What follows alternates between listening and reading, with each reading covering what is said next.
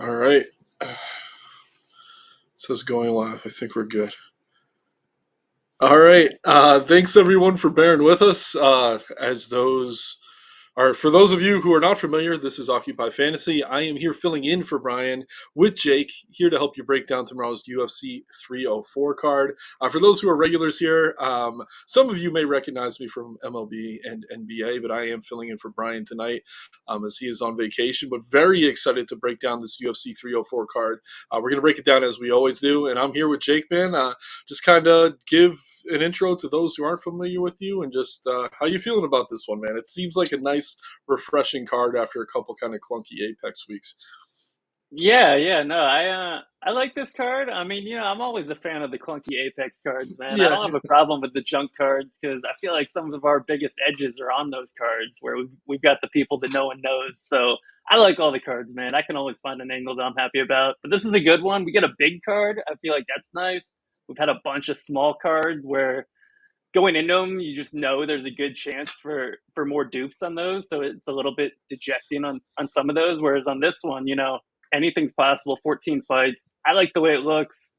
We've got a lot of. I think there's a lot of edges. There's a lot of good fights. There's some bad fights in there too. But I'd rather have a bigger card with some bad fights to at least spread ownership out. So I really like the card. I think it's going to be interesting.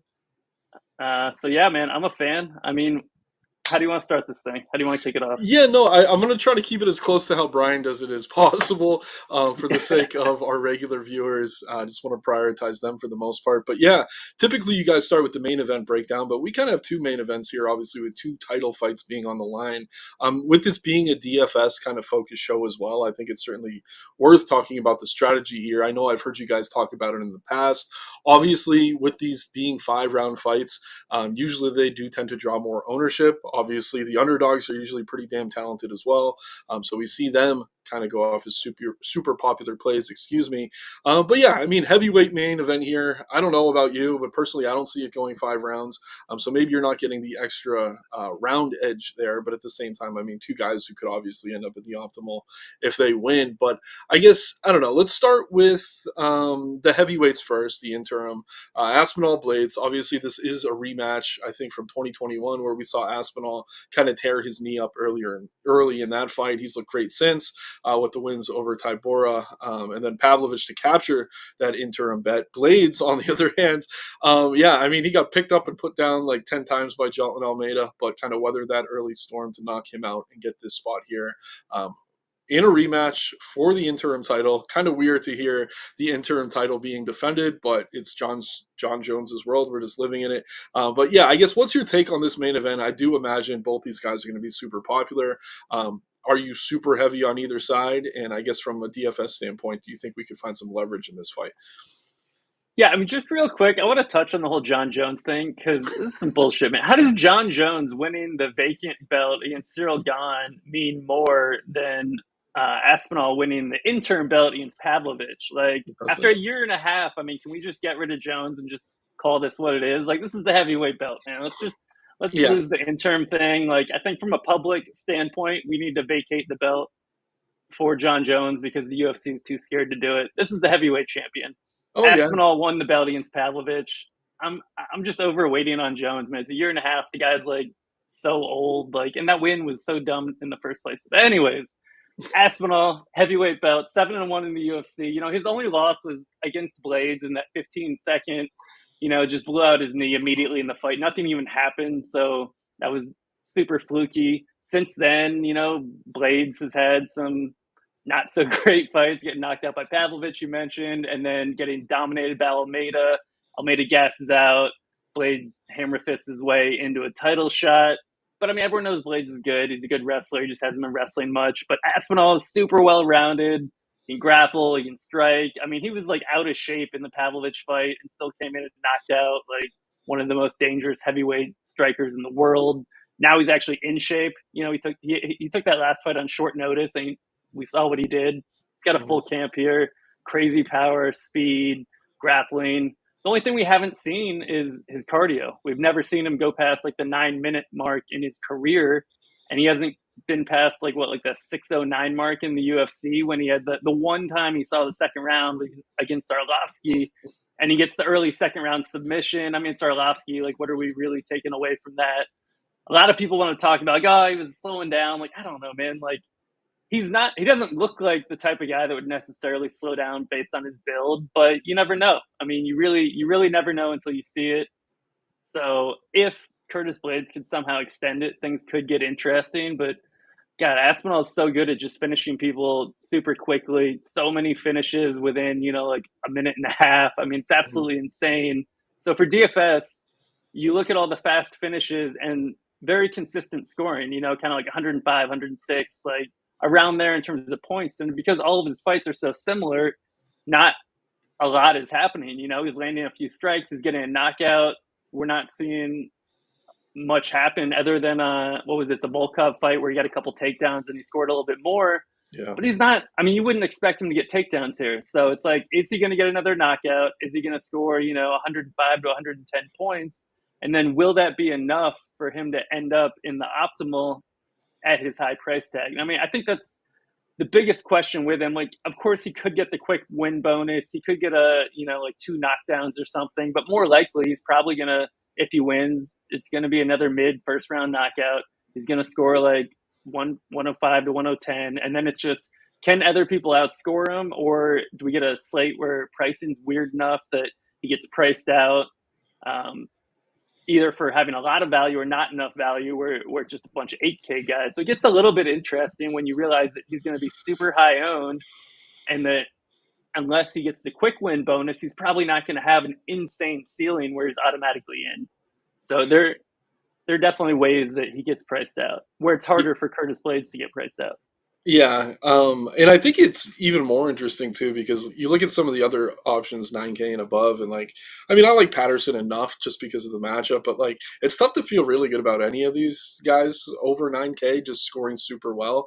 I mean, we'll get to a few of them in a minute, but yeah, I know personally, Aspinall probably one of the safer here, but we're talking about heavyweight MMA. Obviously, played super talented, but yeah, I'm with you. I think the one way for him to get it done is going to be extending the fight. And Blaydes kind of has this propensity to stand and trade a lot more than he should, pretty much against everyone, especially that Sergey Pavlovich fight. But it's been a thing throughout his career. And I mean, he's going to try to find the take hit downs here. Big cage, though, in front of the big crowd. Usually that does favor kind of someone like Aspinall who could use that footwork, stay away from the wrestler. But yeah, man, it's interesting. And I just think it's super high ownership. There probably are better ways to go. I don't know about you. There's a handful of dogs I like on this card, some more than others. But yeah, I could see a balanced build maybe ending up optimal, maybe leaving off most of the 9K guys.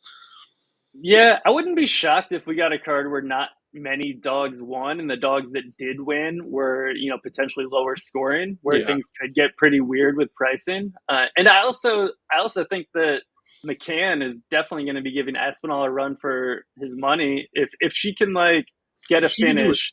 yeah. I think she has a higher ceiling than Aspinall if they both get a finish. I mean, I don't think that's crazy to say just because she's going to do more. She's going to be more active. She's going to be landing takedowns. She's going to be landing strikes. So if they both get a finish, obviously Aspinall is more likely to get a finish. But I mean, McCann turns into a superhero when you stick her in England. So Yeah. I think she's probably the most likely to compete. Although Wood, he's in a super high upside matchup. I think the issue with Patterson is he really likes guillotines, and we know that's not a good way to score a bunch of points if he gets a guillotine win without a knockdown or without a takedown even potentially. Yeah. But he's another super high upside matchup. So I mean, we definitely have options that could outscore Aspinall enough to make it where you can't just hammer Aspinall. Even if you knew he was going to get a knockout, you couldn't just play 100%. Yeah, no, I'm totally with you. And I'll use that kind of to segue into this 8K range here. I'm talking about the other main event or co-main event on this card. We have Leon Edwards finally giving his buddy here in Belal, not buddy, but yeah, Belal, I mean, no one seems to like this guy. He's done a lot to kind of put himself in a position to get this title shot. I mean, you look at the resume, the wins he's strung together, some of them flukier than others. I mean, knocking out Sean Brady on the feet, I don't think anyone really saw that coming. Beating Gilbert Burns in a fight that Burns may have gotten injured in. And yeah, he sat on the sidelines and kind of waited his turn, and now he's getting this title shot. I'll say this. I mean, I was high on Belal early in his career. I thought he was underrated. And now I'm kind of in a position where it's almost flipped, and I thought he was a little bit overrated. But yeah, just one of those fighters, kind of super polar in public perception. But yeah, would love to hear your take here. I do think Leon, kind of tough to get away from in a lot of builds, but at the same time, it's like, are we going to be all that surprised if he doesn't score that well? If this fight does go to decision, I'm someone who kind of thinks Leon could probably finish him before the end of 5 rounds, but I would love to hear your take on this one, man. And yeah, I'm on vacation now. I'm sure some of you are noticing my sunburn. Jake and I have not talked about these fights at all this week. So like many of you, I'm very excited to hear some of these breakdowns, especially this one here with Leon and Belal. Yeah, man. I mean, I think like most Leon fights, we're not expecting him to score a ton of points because he never does. I mean, that's just who Leon is. He's great at dictating the pace, slowing things down. He's tall, he's long. His wrestling has improved a lot over the years. He's a tough guy to like force your will on. You know, people want to go up against Leon. We saw with Colby that like everyone was expecting Colby to try to out cardio him, out wrestle him, and Leon made it his type of fight. Yep. And I think Colby is basically a better version of Belal, if we're being real. So I mean, I could see a similar thing happening here. And Leon hasn't even been getting close to scoring well in a lot of these 5-round decisions. I think against like Diaz, he scored sort of decently, but Diaz absorbed like insane damage. I just want to say, yeah, the second Usman fight, he did actually score. I want to say, oh no, I take that back. I just saw the significant strike numbers. But yeah, only 79 points. I mean, we're going back to what? The last time this guy scored 100. I mean, it's comical, man. We're talking about Sabata. Like, yeah, you got to scroll for a while. Yeah, man. I mean, on this title run, he's done nothing really to make him seem like an optimal play. But I don't know. I guess maybe I'm a victim of kind of what I've seen between these two. And obviously, both these guys have kind of come a long way. But that first fight, man, just Leon completely piecing him off until that eye poke. I mean, I don't know. Obviously, Belal isn't going to want to try to get into a firefight here. But is it kind of ignorant to think Leon could do it similarly again? Like, I don't think Belal was going to survive that fight if there is no eye poke there. Obviously, this is speculation. Can't really predict the future. Maybe he would have slowed down and Belal would start to get takedowns, et cetera, et cetera. But I think the betting market kind of sees maybe Leon finding a way to get this done inside. I have to look at the line again, but I think it's closer to even than I was expecting it to be. But What, yeah, are you thinking decision? in terms it goes the distance? Yeah. I mean, it's like negative 210 to go the Oh distance wow. right now. Okay. That's what I kind of expected. I wouldn't be shocked if Leon finished him, but I still think that I kind of agree with the line that it's probably going the distance like 2-1 versus a knockout. Yeah. And if Leon maybe it's wishful thinking on my even if like I agree with a lot of what you said, like Leon was destroying Belal in the first fight. It didn't look like Belal barely survived the first round in that first fight. He was already rocked in round 1, but. I mean, this is years later, so I don't want to harp on what happened back then. No, you're right. And I think Belal has improved a lot. I mean, Leon, I'm sure Leon has too. Like, look at their ages. Leon's 32 right now. Belal's 36. Who would you say is in a better position age-wise to be making improvements? I mean, Leon's in his prime. Yeah. But I guess my thought is, even if Leon does knock him out, if it doesn't come in the first round, I'm not sure he's returning value at his high price tag, man. Like, in terms of being in the optimal, like if you're doing smaller field stuff, I can see playing Leon there and be like, all right, well, it's a safe 70 and a chance to hit 100 points. But in terms of hitting the optimal in like the biggest tournaments, I mean, I think you just fade the whole fight, honestly, if you think Leon's going to win, which I do. Yeah. I just don't think his ceiling's there. I think his floor's there. I don't think the ceiling's there. I don't think Belal wins. I think Leon pieces him up. I think Leon wins the fight.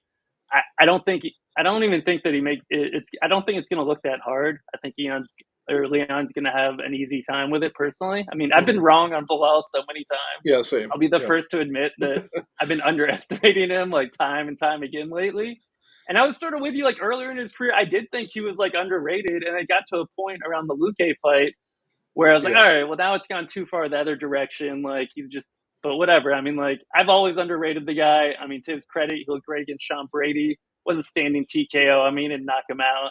They could have let the fight keep going. But, and then Burns blew out his shoulder in, like, a round into the fight. And he still couldn't finish Burns. Burns had one arm for 4 rounds, and he couldn't put him away. And Belal couldn't even score well there against the one-armed Burns. And that didn't really age well. Burns hasn't been doing great lately, and he's kind of old. No.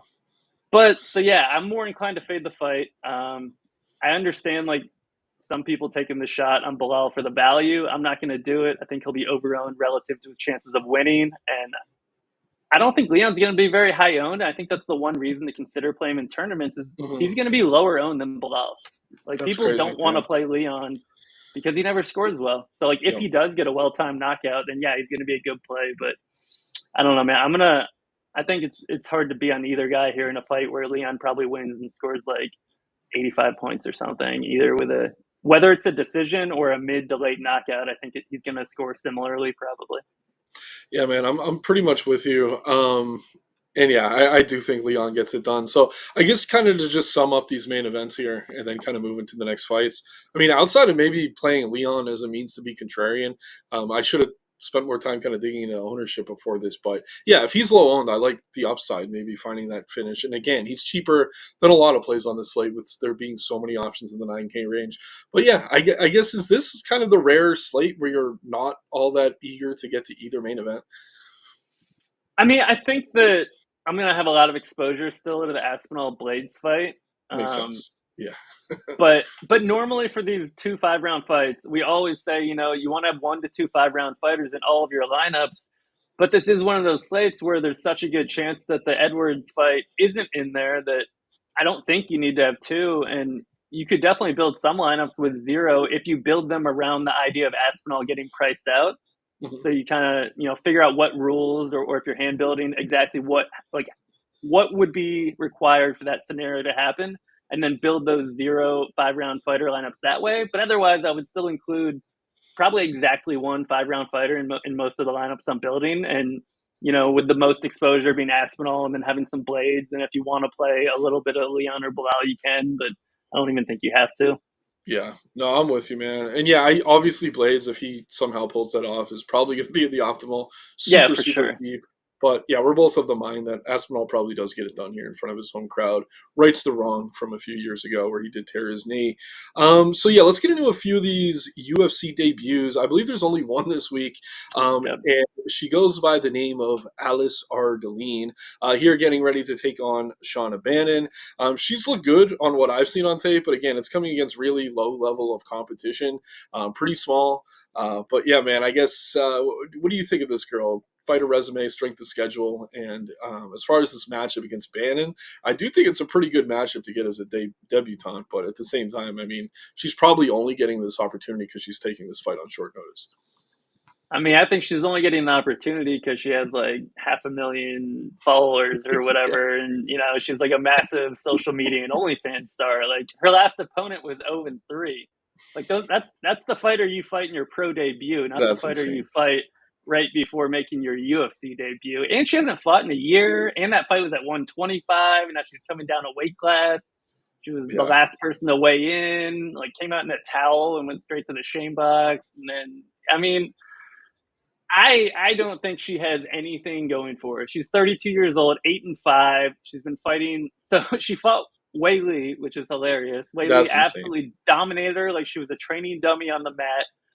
She fought Diana Belbitsa early in her career, who armbarred her, and Diana Belbitsa is the most like highly submittable fighter ever. Like I Molly believe McCann 5 just, career submission yep, losses. Yep, yeah, Molly McCann just armbarred Belbita. So that's a bad look. Every other fighter she's ever faced was not a real fighter. These are like people they're pulling out of the crowd, like 0-1, 0-3, like 1-0. Like I mean, she had zero legitimate wins in her career, and she turned pro like 12 years ago or something, and she's just been sort of in and out of it. She's not training at like a main gym or anything. I mean, it is nothing but red flags for me with her, yeah, and the idea that she would come in and win a fight seems honestly insane to me.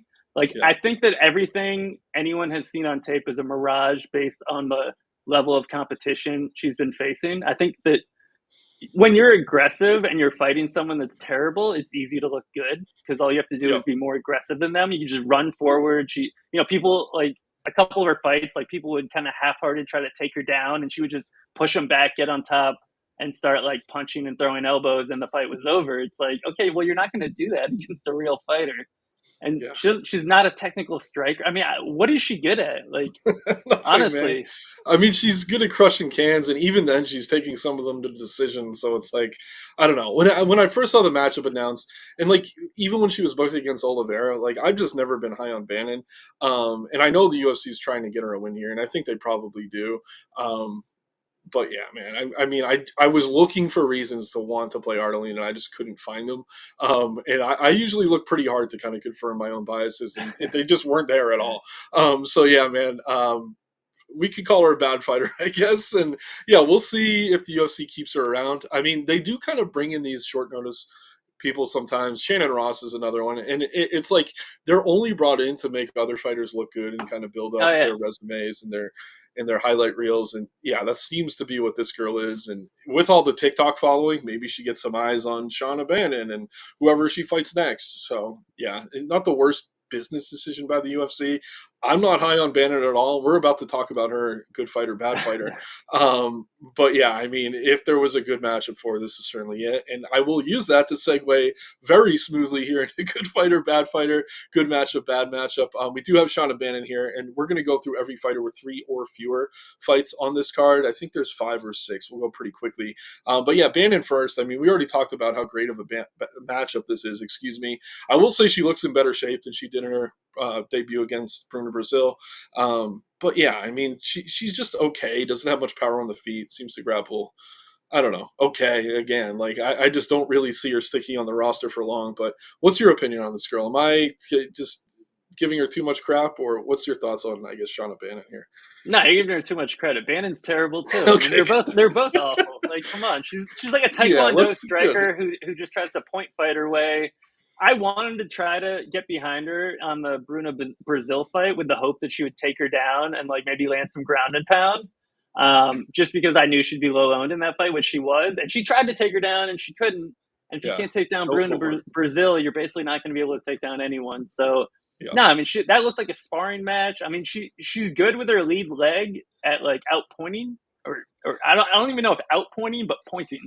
yeah, She's not landing gonna knock anyone out. She's just right. like pointing, trying to win fights by kicking with her lead leg, and there's no power behind it. Yeah, I don't know. I mean, I'm not impressed by all of her.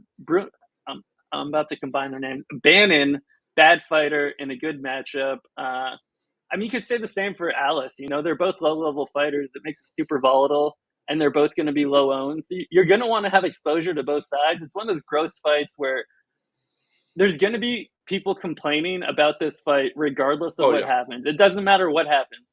Whoever wins, people, the other side will be complaining about it.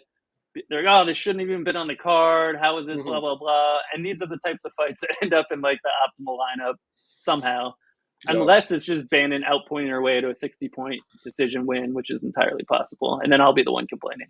Yeah, that's my fear is that she just lands 70 strikes to 20 and it goes 15 minutes and we're all worse off for it. But yeah, I mean, this is the type of fight she should finish. And I will say this about Bannon. I mean, you look at her resume, no real impressive records from her either, but it's a lot of Oh, no. Invicta.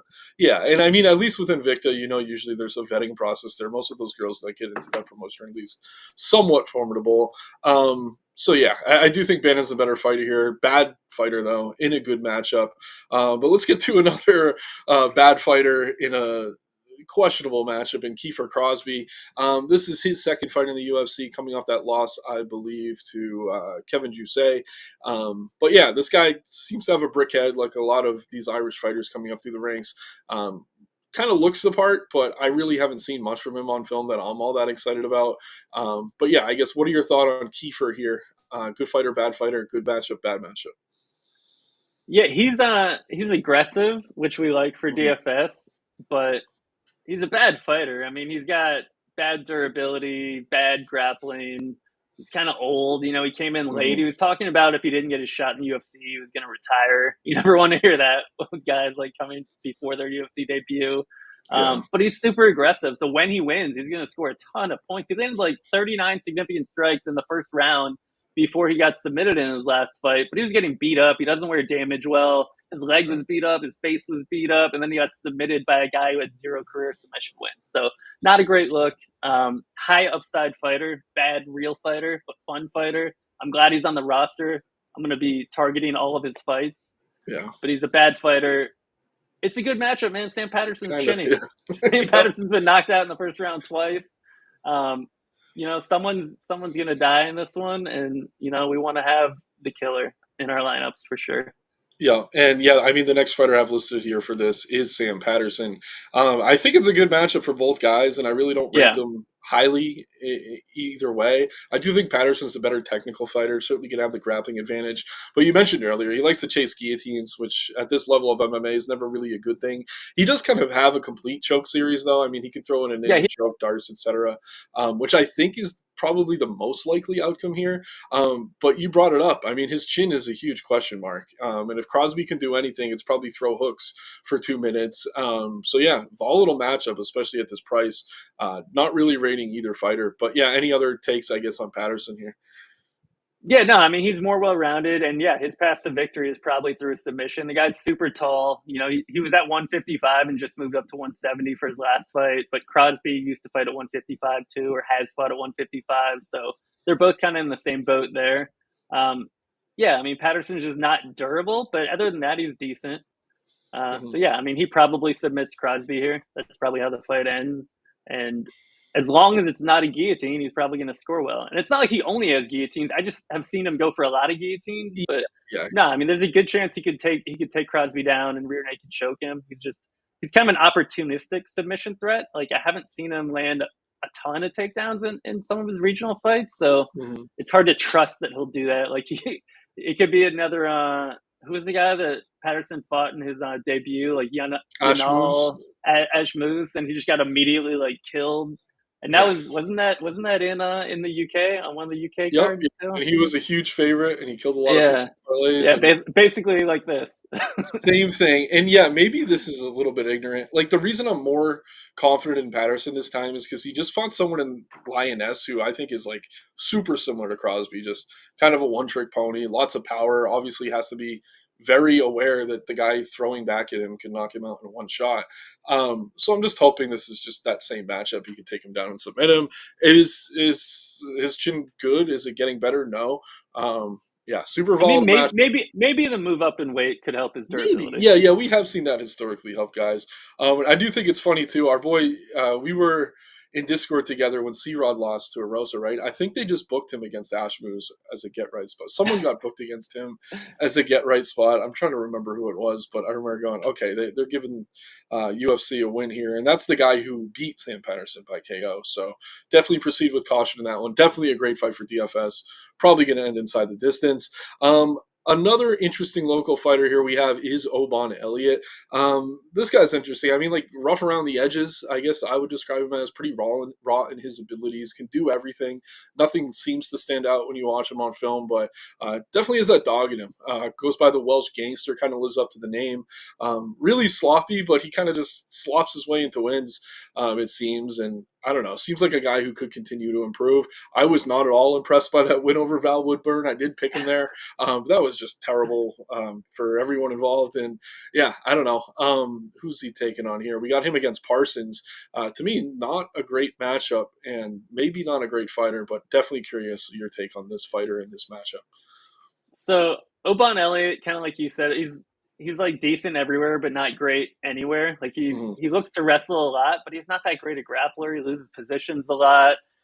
I mean, not overly impressed by him. Like, yeah, I also picked him against Val Woodburn, and he almost got knocked out in the first minute of that fight. And you're all just like, oh my god, like Val Woodburn's about to kill this guy. And we saw Elliott almost get knocked out in the second round on Contender Series too. So I think Oh yeah. durability is definitely a concern with him. He gets rocked a lot, and he's sort of like a jack of all trades. Like he's going to try to take you down and beat you up, but he's going against a better grappler here. So it looks like a terrible matchup because Elliott's game plan is normally to wrestle, and now he's facing I think a brown belt in Parsons. I'm pretty sure he's not a black belt yet, but Parsons is a good grappler. He has like 10 submission attempts in his last 3 fights. He's not a guy that you want to be initiating the grappling with.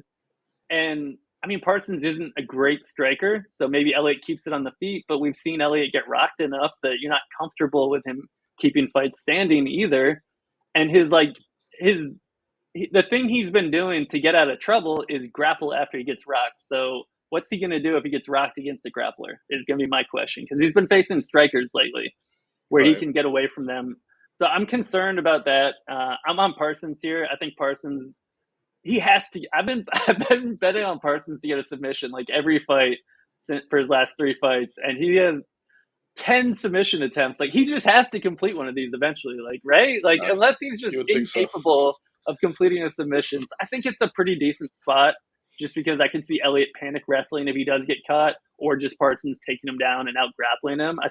I'm pretty sure Oban Elliott's like a purple belt. I don't think he's anything special when it comes to grappling. He's just been kind of able to overpower guys and out wrestle them. He's like a rail worker in England, Yeah, so he's definitely got that like grown man strength for a younger yeah, guy, for I sure. guess. But yeah, he's not like a terrible fighter, but I can't call him a good fighter, and I think it's a bad matchup. So I guess I'm gonna have to call him a sort of a mediocre fighter in a bad matchup. Yeah, I pretty much agree. And yeah, I feel like it's a big step up in competition for Elliott taking on Oh yeah, Parsons here after Woodburn. And honestly, I kind of rate Semmelsberger maybe higher than I ever should have. But this feels like a step down for Parsons to me, taking on Elliott after Semmelsberger. Not that Semmelsberger is anything great, but I mean, he's been in there against a lot of quality guys. So yeah, man, one more fighter to go through here for a good fighter, bad fighter, and that's Kalen Loughran. Really interesting one here. He's getting a late notice. Jake Hadley coming up a weight class to meet him at 135. Couldn't make weight at 135. I mean, Loughran loves to talk crap. I saw a video of him on the bus with Paddy Pimblett today, and it wasn't like Pimblett was trying to fight him. He was trying to fight for one of his teammates, Luke Riley, I think, which was pretty funny. But yeah, Loughran, definitely a hothead. Could kind of say the same about Jake Hadley, two guys who do like to grapple. But yeah, what's your take on Loughran here? This is a pretty interesting matchup to me. Good fighter, bad fighter, good matchup, bad matchup, taking on Jake Hadley. And Hadley taking this, I think, on what? 1 week's notice or just over? yeah. 8 days is when they Mm, announced it. And yeah, up a weight class, they missed weight by a pound, which we've seen that before. It's Hadley's a guy that kills himself to get down to 125, so he had a week's right, notice. So it's not shocking that he still struggled to make 135 with absolutely no time. right. And you never know. Sometimes people could just underestimate how easy or hard it's going to be at a new weight class. But I don't know if that's necessarily going to make a huge difference. Like if he had made weight but looked terrible, would that have been better than him looking okay and missing by a pound? I don't know. I mean, we'll Just for see. his But wallet. Yeah, that's all. yeah, I mean, he got fined like 20%, whatever. Like he just wanted to be on this card. Even on the last fight against Charles Johnson, they were even saying how Hadley was already angling to get on this card. So I mean, he's been trying to get on for a while. I assume he was sort of staying ready, but with the Hmm. weight miss, you never know. In terms of Loughran, he's got a bunch of holes in his game. Like, I mean, I was really heavy on him last time because he had an absolute dream matchup, and he still Yeah, scored well. But not being able to find a finish in that matchup was kind of alarming. I mean, right. that you couldn't have asked for a better matchup in that last one.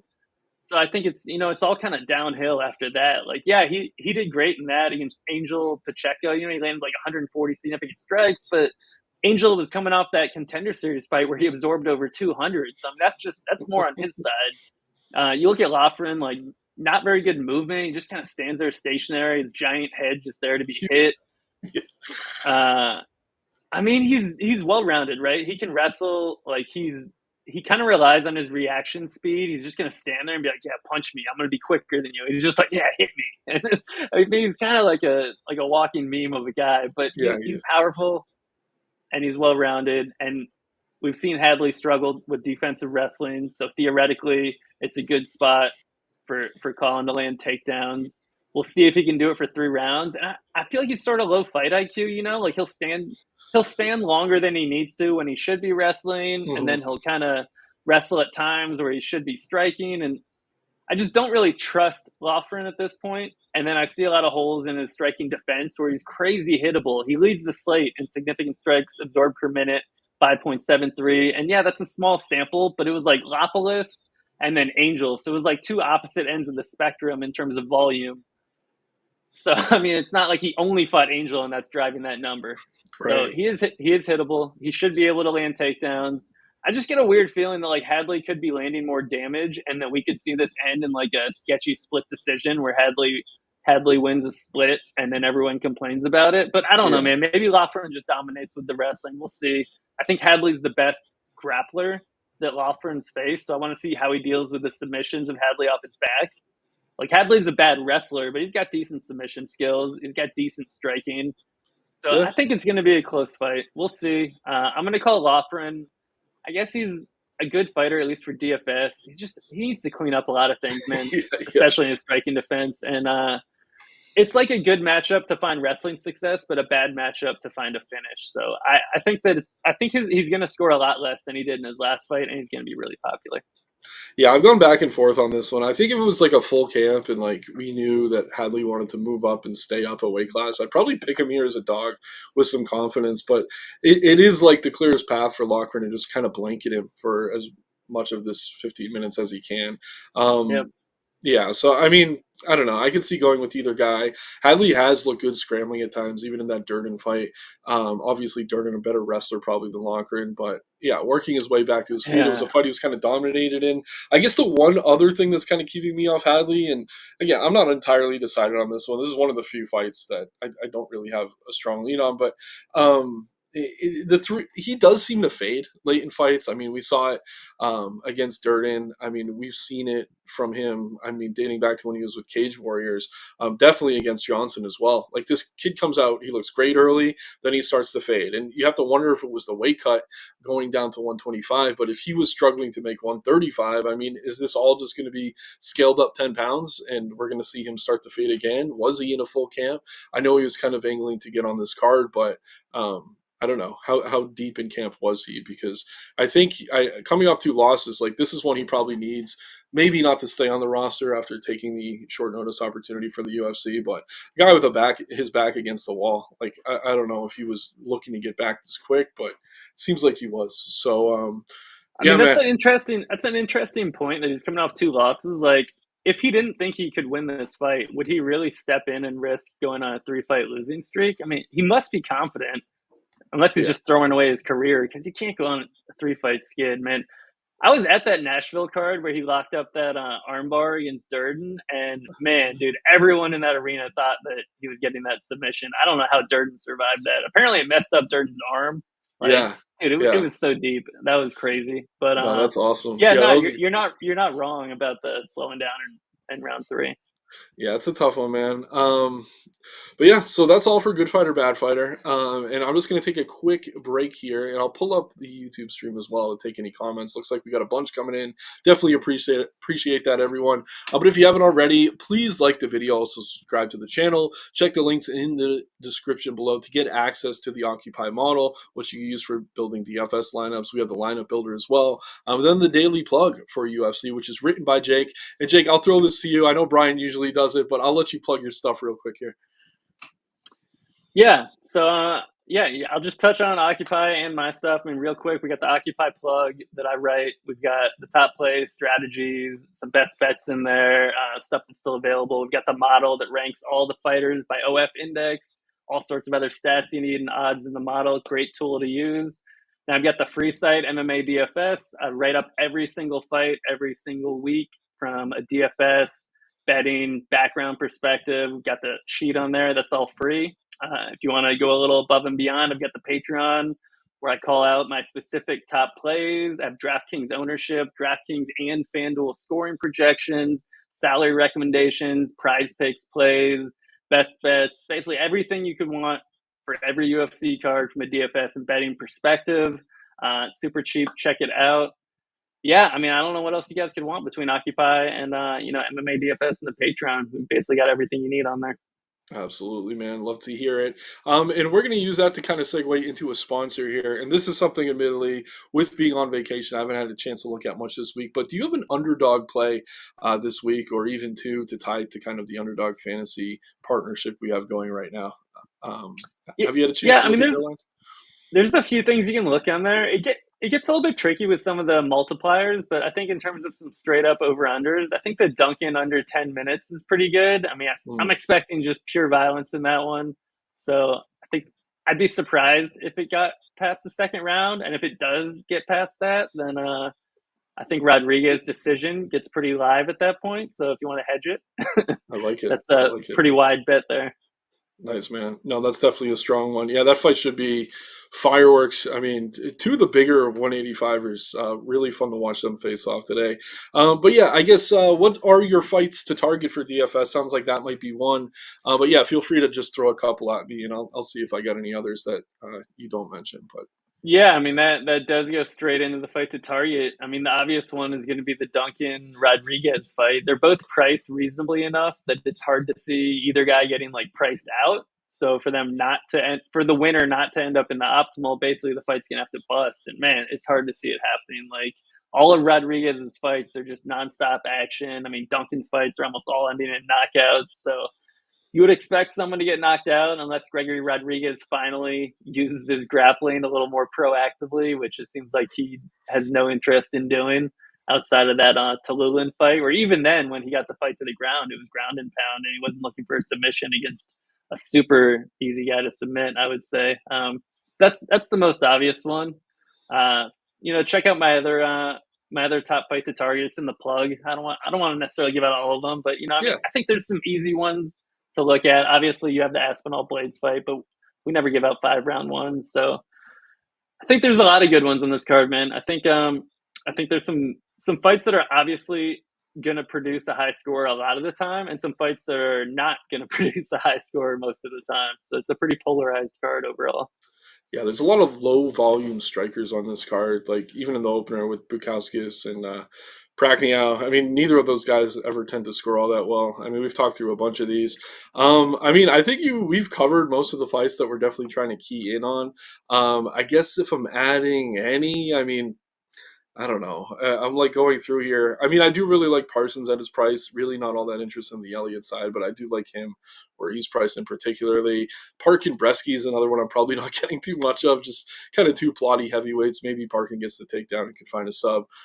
But yeah, outside of that, I can't imagine that fight scores all that well. So it's funny. We kind of talked about early on how we weren't all that interested in the main events, relatively speaking, to some of the other cards. But yeah, a lot of low volume striking. I'll throw this one out there. Pretty obvious. Pimblett against Green. I think whichever way that one goes, either Patty maybe finds that opportunistic sub or Bobby kind of pieces him up to the tune of what we saw with Jim Miller at UFC 300. But yeah, I guess I'd throw that in the mix as well. But I do imagine that fight draws pretty significant ownership.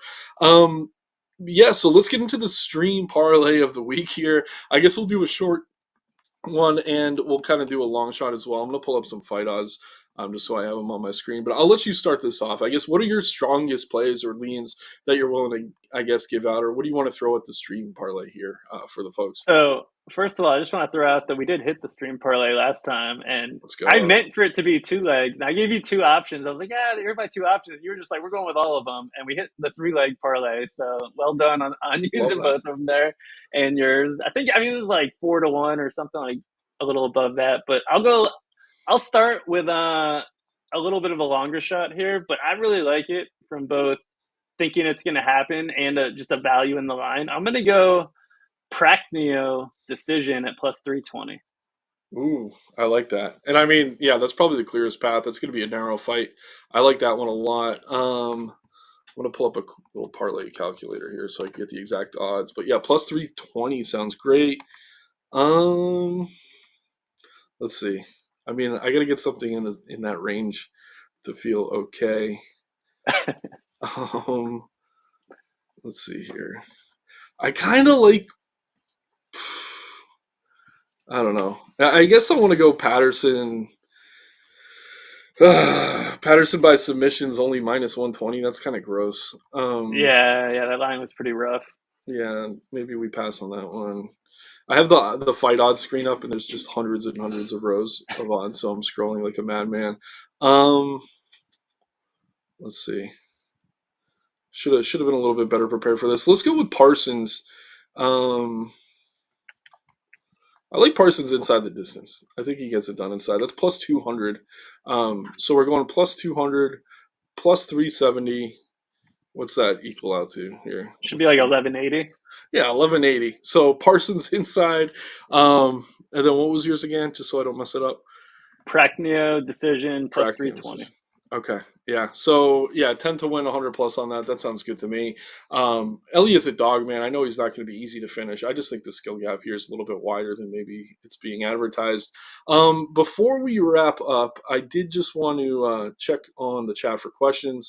It's not letting me pull them up on screen, guys, but I am going to take a look here. I like this one from Mr. Grapefruit. We got at the start of the show. Do we have any reason to trust Arnold Allen anymore? I want to say yes to that first and foremost. But he's saying, is Giga really 75% owned? I haven't taken a look at ownership. I'm someone who thinks Allen probably gets this done here. But yeah, I guess what's your take on this fight in terms of DFS and otherwise? So I really like Allen from a winning the fight perspective, and I really hate Allen from a DFS perspective. Yeah, that's fair. So I think it's an easy fight to fade because I think Allen wins the decision and scores like 70 points. Yep, I'm with you. And then let's see what else do we have here. Yeah, Grapefruit's on the Prackney call with you. Love that. Seeing Parsons by sub shout. Cam saying taking Woodward to a decision is wild. Totally agree. But yeah, I do want to your quick takes on these two fights, and you could just give me a sentence on each. What is your take on the Bobby Green and Paddy Pimblett fight? And I'm also curious of your take on Makayev and Manel Kape. Yeah, I mean those are two great fights, right? I love Right. Bobby Green in this spot. I Yeah, I'm with I you. honestly have a hard time seeing how Paddy Pimblett wins. He's got like a round and a half of cardio. I don't think he subs Bobby Green. Bobby No. Green is underrated defensive wrestling, defensive grappling. I mean, the way Bobby Green's been losing is, against absolute studs, knocking him out. I don't think Paddy Pimblett like is anywhere close to as good a striker as Bobby Green. Like personally, I feel like everyone's been waiting for a fade spot on Paddy Pimblett since he came into the UFC, and I don't see how this is not that spot. Like I have not been like one of the people that have just been like anti Paddy Pimblett every fight. I've been like playing him because he's had good matchups, but this is the time. I mean, Bobby Green is so much better than Paddy Pimblett everywhere, and you put Bobby Green in front of a crowd, and just like Molly McCann, I mean, dude turns into an absolute superhero. So give me Bobby Green all day in this spot. I have no idea how Bobby Green's not like negative I'm with you. 200 here. Yeah, I love the green spot, and we have to call him King now, as he did change his name. That's true. That's But true. yeah, I'm actually someone. I've been a fan of Patty dating back to the Cage Warriors days. I kind of like the speed at which they're kind of building him, but this does not feel like the smartest matchup for him here. I think there were other fighters, even near the top 15, that they could have given him. Just Green is not easy to finish. Much better cardio, much better striker. I think the one way Patty maybe gets it done is just kind of like memeing hooks across the cage in the first 5 minutes, but like I don't know. You really can't bet a guy on that at the lower weight classes. So yeah, Right. man, I'm with you on King. And then just real quick, what's your thoughts on Makayev? To me personally, I think he probably grinds out a decision. I know there's a lot of sharp people on Manel Cap this week, understandably so.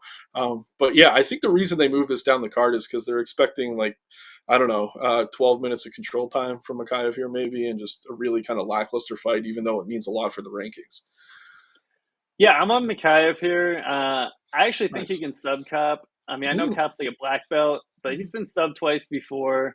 He hasn't like the only grapplers he's really faced were early on in the UFC. Were early on in his career. Pantoja only shot one time and didn't land it.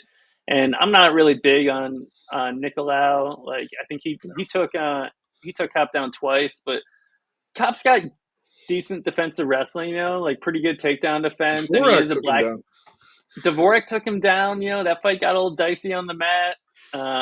I mean, we'll see. I'm not saying that like Makayev's like a slam dunk to get a No. submission, but I do think that he's a rightful favorite, and he can either win a decision or get a submission. And I think at the odds, I think you have to like the subline of Makayev. It's like plus like 450 or plus 480. I forget the exact number, but I mean, I think you, especially looking at like maybe a late sub where Makayev seems to be really good at those. Yep, third round sub.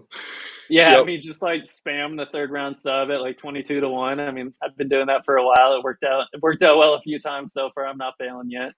yep. No, I'm with you, man, and I'm honestly pretty pumped to hear you're on the same size of those two. Those are definitely two fights with a lot of, I don't know, steam on both sides. It seems this week. I think that's just about everything. Unless there was anything else you wanted to touch on, I'm gonna take one last look at questions. Again, please like the video, guys. Subscribe to the channel. Really do appreciate you tuning in, but. I don't know. Any last thoughts on this card? And someone was asking when's it start. I think tomorrow 6 p.m. Eastern time are the prelims. It is in UK, but the USA rules for these pay-per-views. So yeah, it's going to be at US time, much to the chagrin Yeah, of a lot of those fighters. That's crazy that they didn't make it like, I don't know, like 3 o'clock or 2 o'clock in the Yeah, afternoon US time, just to like make meet in everyone the what's in the middle. middle of the night. Yeah. Right, I right. mean, they always do that for like a lot of those like Middle Eastern cards. Whatever. I mean, as someone that's on the East Coast, like it doesn't bother me, but it seems a Yeah. little bit messed up for the fighters and the fans. But whatever. Should be a good card. We got a lot of good fights, and there's a few filler fights, but that's okay. I mean, we want that for DFS just to spread out ownership. So we'll see. Maybe Mick Parkin can finally get a finish. They're giving him like all the easy heavyweight matchups, and he hasn't even come close yet. I know, man. I mean, he's a baby for a heavyweight, though. Super young for the He division. is I mean, definitely has some upside compared to some of these other guys they've been rolling out as the Walter Walkers, and I don't know. The list goes on and on. Just right. the heavyweight division needs some new blood. So hopefully he can do something great here. But yeah, I mean, that's all for me, man. Again, thanks everyone for tuning in. Shouts out to Brian, who's off this weekend. He will probably be back for the next card. But yeah, definitely appreciate you jumping on, breaking these fights down on a Friday night. Good luck to everyone. Definitely check out the links in the description below. Get access to all the content we've described earlier. And yeah, enjoy the fights tomorrow. Take care, everyone.